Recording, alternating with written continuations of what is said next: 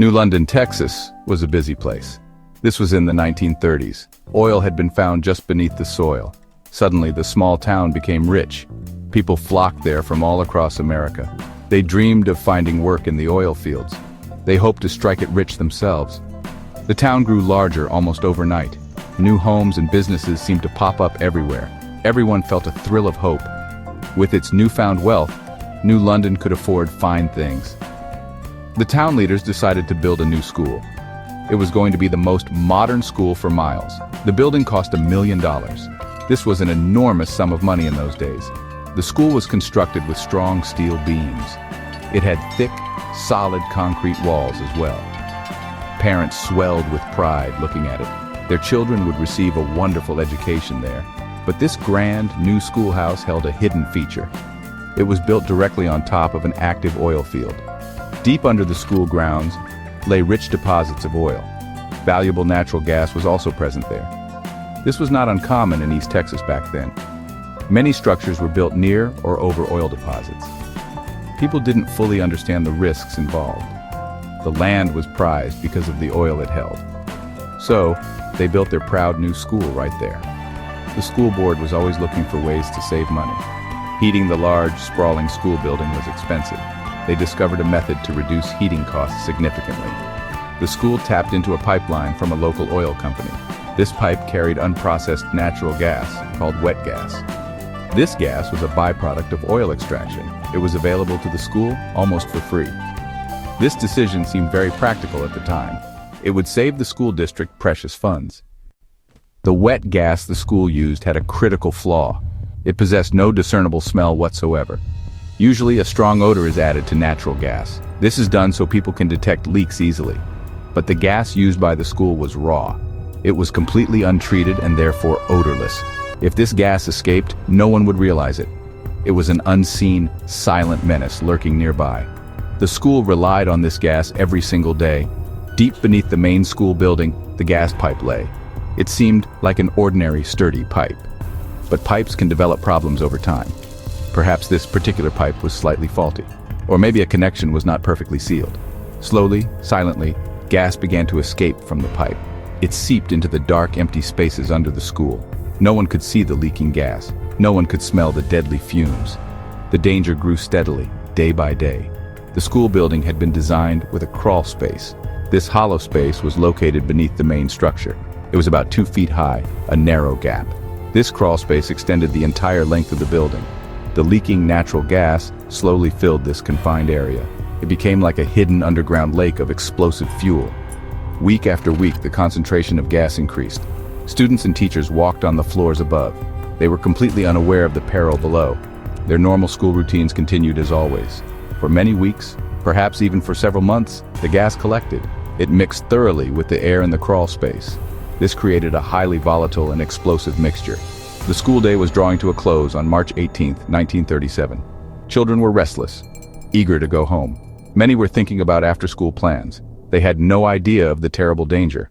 They were sitting right on top of a ticking bomb, a powerful, unseen bomb ready to ignite. It was a Thursday afternoon, a little past 3 o'clock. The date was March 18, 1937. School was dismissing students early that day. There was a local interscholastic meet many wanted to attend. A number of students had already left the building, but hundreds of children and teachers remained inside. They were gathering their books and belongings.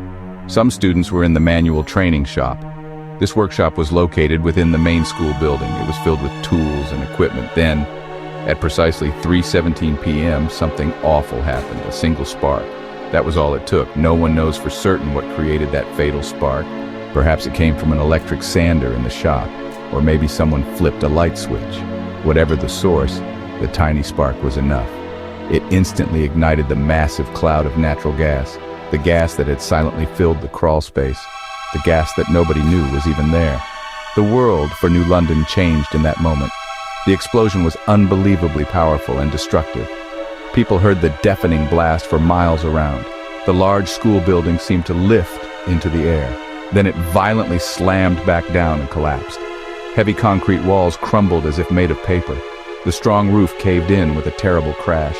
Thick steel support beams twisted like pretzels.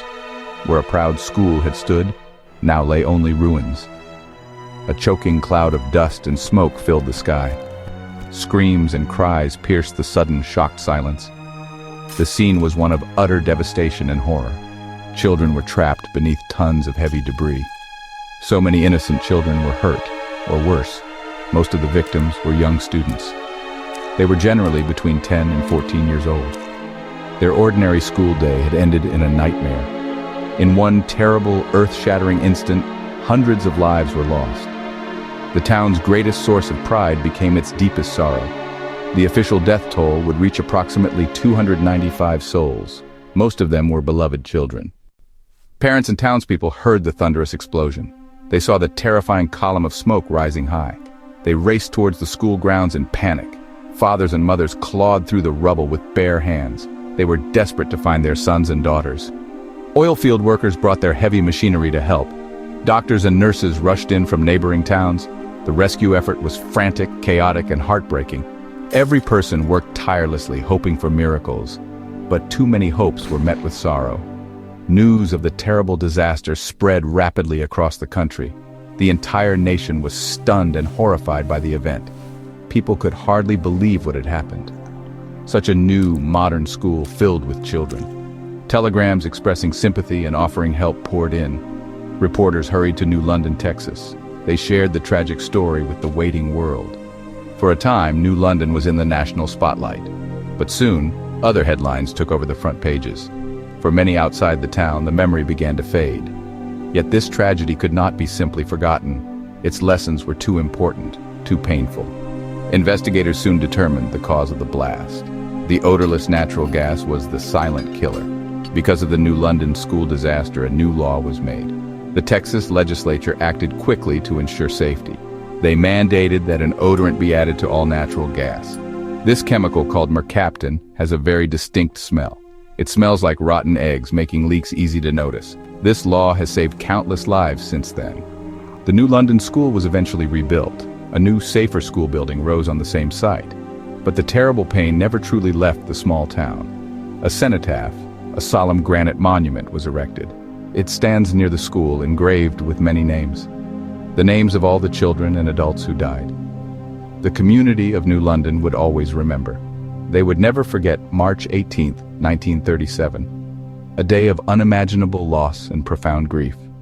A day that taught America a vital lesson about safety.